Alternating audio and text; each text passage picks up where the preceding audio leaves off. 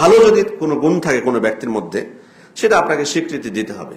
হয়তো খারাপ মানুষ বুঝা যাচ্ছে, কিন্তু ভালো তার মধ্যে গুণ আছে, স্বীকৃতি দিতে হবে। এমনকি কাফেরের ক্ষেত্রে, কোন কাফেরের ক্ষেত্রে যদি ভালো বৈশিষ্ট্য থাকে, ধরুন সত্য কথা বলে, তা আপনাকে এটা স্বীকার করতে হবে যে হ্যাঁ সত্যবাদী সে, এটা আপনাকে বলতে হবে। এটাই ন্যায় বিচার। এই জন্য আল্লাহ তাআলা বলছেন, ওমিন আহলিল কিতাবি মান ইন তা'মানহু বিকিনতারি ইউআদ্দিহি ইলাইক।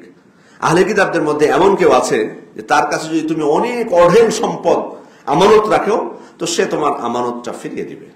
এমন ব্যক্তিও আছে অমুসলিমদের মধ্যে, আহলে কিতাবদের মধ্যে। অঢেল সম্পদ আপনি আমানত রাখলেও আমানতদারিতা সে বজায় রাখবে।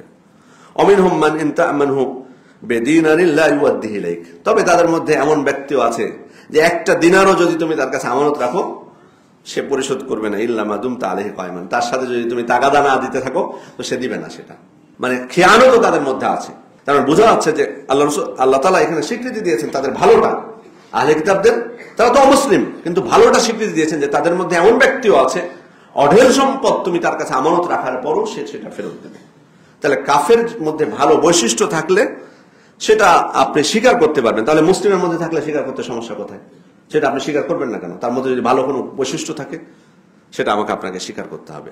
কিন্তু হ্যাঁ, তার ওই বৈশিষ্ট্য প্রচার করার কারণে যদি আবার ফিতনা হয়, পথভ্রষ্ট হয় অন্যরা, তাহলে এটা আবার তখন সমস্যা। কিন্তু সাধারণভাবে ভালো স্বীকৃতি আমাকে দিতে হবে, সেটা কাফের হলেও। তবে এক্ষেত্রে অতিরঞ্জন করা যাবে না, এক্ষেত্রেও ন্যায় বিচার ক্রস করা যাবে না, সীমা লঙ্ঘন করা যাবে না আবার প্রশংসা করতে চেয়ে। কারণ আমাদের মধ্যে অনেক ভাইরা ওই পশ্চিমাদের বা ওই অমুসলিমদের প্রশংসা করতে যেয়ে বাড়াবাড়ি করে ফেলেন। যেমন বলেন যে পশ্চিমা দেশগুলোতে গেলাম, ইউরোপ কান্ট্রিতে গেলাম, সেখানে ইসলাম পাইনি, সেখানে মুসলিম পাইনি, কিন্তু ইসলাম পেয়েছে। এটা কিন্তু অতিরঞ্জন, বাড়াবাড়ি। কি ইসলাম পেয়েছেন আপনি?